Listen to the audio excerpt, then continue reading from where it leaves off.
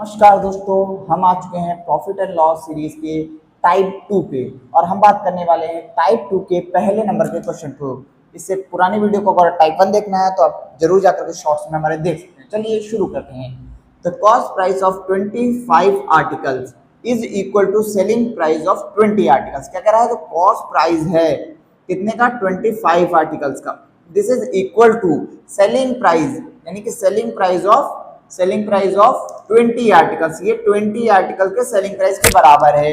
तो पूछ रहा है देन फाइंड द प्रॉफिट और लॉस। कह रहा है हमको प्रॉफिट होगा या लॉस। चलिए शुरू करते हैं। तो यहाँ पर अगर हमें देखें कॉस्ट प्राइस, इसको हम इस तरह से ले आएंगे सेलिंग प्राइस। इस तरह से मतलब अपने शॉर्ट तरीके से हमें करना है, वो तरीका है।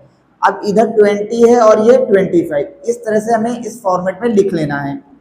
इसके बाद ये वैल्यू हो गई कॉस्ट प्राइस की और ये वैल्यू हो गई सेलिंग प्राइस की। अब आप सभी को पता है प्रॉफिट या लॉस जो होता है, ठीक है, प्रॉफिट या लॉस जो होता है वो selling price minus cost price होता है। अगर प्रॉफिट होगा, लॉस होता है तो cost price minus selling price होता है। तो चलिए यहाँ पे देखते हैं, अगर सेलिंग प्राइस माइनस का कॉस्ट प्राइस कर रहे हैं तो अपने पास कितना आ रहा है? 25 माइनस 20 यानी कि 5, यानी कि प्लस का आ रहा है, यानी कि अपने को 5% का क्या हो रहा है? प्रॉफिट हो रहा है। अपने को 5% का प्रॉफिट हो रहा है। तो यहाँ पूछ रहा था फाइंड द प्रॉफिट और लॉस परसेंटेज पूछ रहा था। तो पांच का अपने पांच आर्टिकल के बराबर अपने को क्या हो रहा है? प्रॉफिट हो रहा है। तो अब हमको पता चल गया कि प्रॉफिट परसेंटेज निकालना है।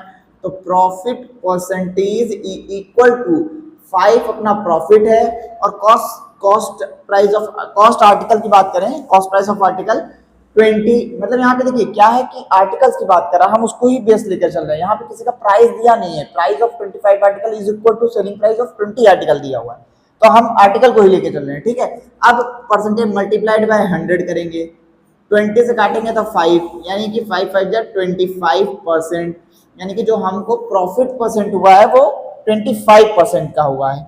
तो जैसा कि आपने इस क्वेश्चन में देखा कि सबसे पहले हमको करना है जो भी दिया हुआ है उसको एज इट इज लिख लेना है, एंड देन इसको हमें इस तरह के फॉर्मेट में जो है रेशियो फॉर्मेट में लिख लेना है दोनों तरफ से।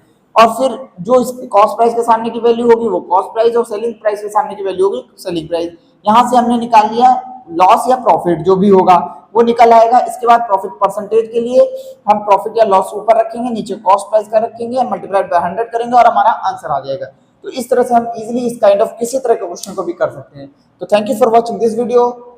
चैनल को सब्सक्राइब करें और प्लेलिस्ट को देखते रहें।